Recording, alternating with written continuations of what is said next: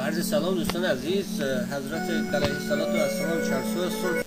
خدای پشتونای پلتاک گاهنگ برای یک بیناموس است به نام نفرین سرک 4 سیلون رو میشه بچه کستگان بیناموس. راوینا دختر کسی، راوینا دختر کسی، کیر چرسو جان تو چرا ساق میزنی؟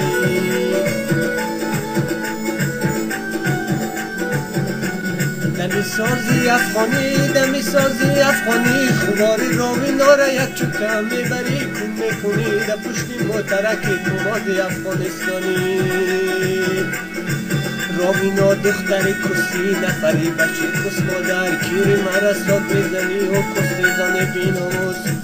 نفری زن چوری بخواه خواری تا میبرم یک چکر سوی شاری نو او بچه کسته زن رو میزنی سرکی 4 سیلو میبرم بالای سرکی 4 سیلو خواری تا میکنم یک چکر کنم و بچه کسته زن. نفری اینو میخوار تو کس مادر کس کنم کیرم در کس مادر لا خود هزاره نگیر کیرم در کس کنم بیناموس. نفری اولادی کس مادر سری کیر چرسو جان سوار میشه خوارکش کیره تاراج ساک میزنه. نفری بچه کسی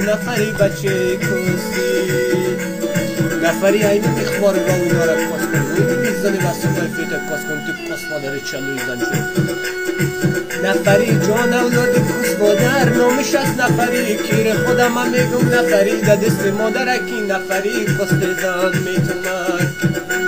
نفری اولادی کس مادر کیر مرا چرا سال میزنی و بچه کس مادر اینو میخواره تو گیبوی کس مادر کس کنم. نفری اینو میزنی واسه فیت کس کنم.